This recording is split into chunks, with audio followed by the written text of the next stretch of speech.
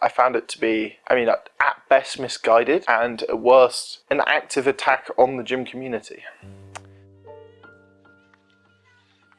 Hi, I'm Will.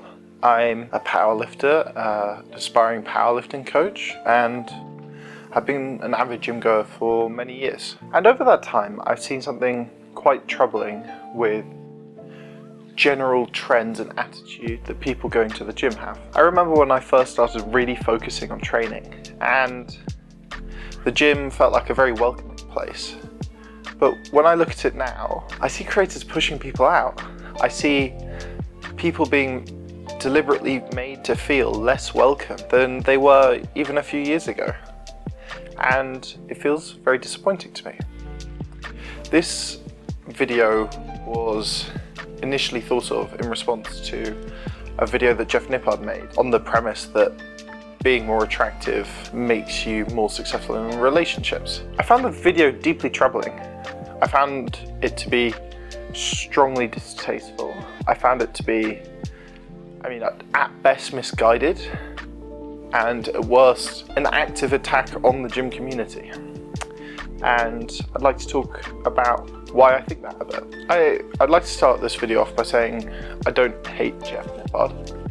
I think on the whole he does quite a lot of good for the lifting community. But I think that also makes him a better example for what I want to talk about. If someone who I think is very aware, very deliberate, very conscientious can do something which I honestly believe to be a mistake rather than a deliberate act of malice, all of us can do it, and it's even more of a statement as to how careful we have to be. So yeah, let's talk about that video. The overall premise of the video was asking the question, does being more attractive make you more successful in relationships? I'd struggle to say that that is inherently a bad question to ask.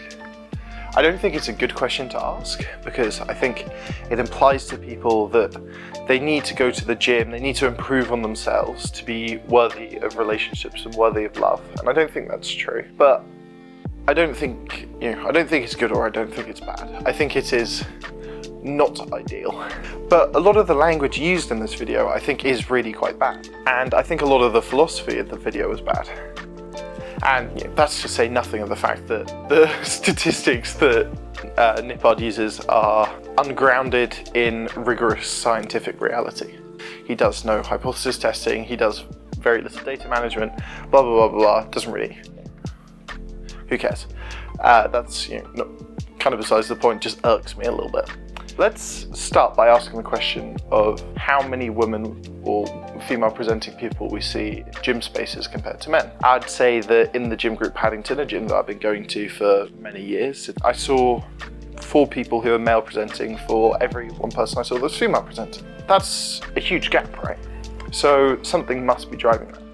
I don't think there's any inherent interest that's especially provoked for men compared to women. So there must be something societal, right? And I think that that is true. I think on the whole, women feel, and I think probably are, less welcome in gym spaces than men are. It is more accepted for men to go to the gym, and it is less accepted for women to do, especially resistance training. I think that's an important piece of context for why Nippard's video evoked such a reaction from me. He uses in his video terms that I think my grandmother would use if she was making the same video. Scoring a woman, defining relationships as objective goals. And what this does to serve is to objectify people, right? I think it is especially bad to women in this video, but I also think that it's bad to men. It treated people and relationships as commodities rather than people or intangible relationships between people. I don't think that's a good thing. There's a point he measures success in relationships by the number of partners you've had. That's obviously not how you'd measure success in a relationship, right? There isn't ranking or competitiveness in this. It's not powerlifting where you want to hit the biggest total. it's completely devoid of competitiveness, and you can't score it like that, and it's absurd to even think about it. It underlines this commonly accepted idea within the gym community that this kind of behavior and language and rhetoric is okay and is normal. And I don't think that it should be. I really hope that it isn't normal. Let's be fair to Jeff. I don't think it's deliberate. I know that he's not the only person doing it. When you look at the creators on this platform, it is easy sometimes to ignore their transgressions in this kind of department, right? It's really easy for people who are brought up in a society that accepts and normalizes this kind of behavior for them to slip into it. You can't always think about every word and analyze the consequences of saying them. It's not feasible. It takes too much time. It's too draining to think about, the placement of every comma and the length of every pause in your sentences. So people are going to make mistakes, result to, how they've been trained, right?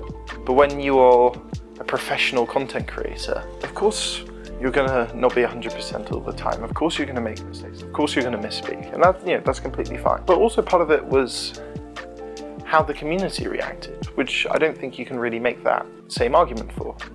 I think the community on the whole was not willing to call out Jeff Nippard, and I don't think on the whole they're willing to call out other people for this. Looking at the comments, I think I was among a small minority who was thinking these kind of things about the narrative of the video. And I think that's a shame because, well, I mean, I'm assuming here, we all have friends of the opposite gender who have more than likely been affected by this kind of behavior and rhetoric and these kind of ideas and narratives being promoted in the gym. There was a survey done of women who go to the gym that found that over 70% of women who go to the gym had at some point been made to feel uncomfortable. And that's really sad on an individual level, but it's also a symptom of a larger disease. There's clearly more to it than just individual cases and the odd bad apple, which I think is a real shame, because I don't think the gym community has to be like that. Just going through some survey results from women in the gym space, 76% report being uncomfortable while being watched. Nearly 60% report being uncomfortable from unwelcome flirtation. Just under a third report being followed around, making them uncomfortable. Over a quarter report sexual harassment, and just over 15% report unwanted physical contact, which has caused in huge proportions for these people to change their gym habits and gym routines. The word I'd use to describe that is they've been made to feel unwelcome. Everyone is guilty of thinking the wrong thing or doing the wrong thing at some point. We all make mistakes, we all misstep, and that's fine. If you are someone with, however many million subscribers, who gets however many millions of views on their YouTube channel, you have to be extra careful. You have to scrutinize yourself more because you have a duty to your community. That's a happy place to leave it, right? We've come away with some advice, we've come away with a positive note. What a great guy I am for giving this completely unwarranted advice. But, yeah, I guess I am just fantastic. If you have thoughts on this, I'd really appreciate if you let me know in the comments. Every now and again, one of my videos gets a pretty rough dislike ratio, and I'm trying to figure out why, and nobody's voiced themselves in the comments. So I'd really like to hear from you if you think I'm wrong. I'd also really like to hear from you if you think I'm right.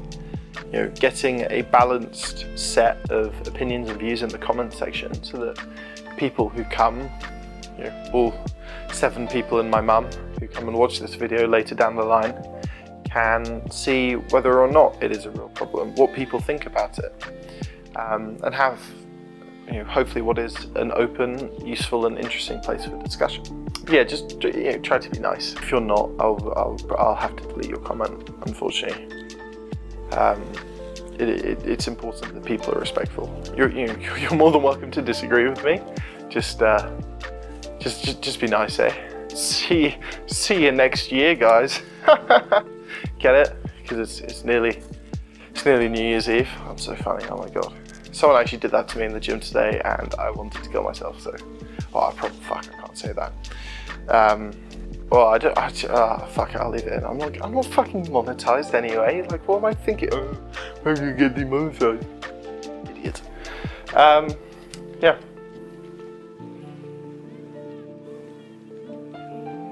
Bye, I guess.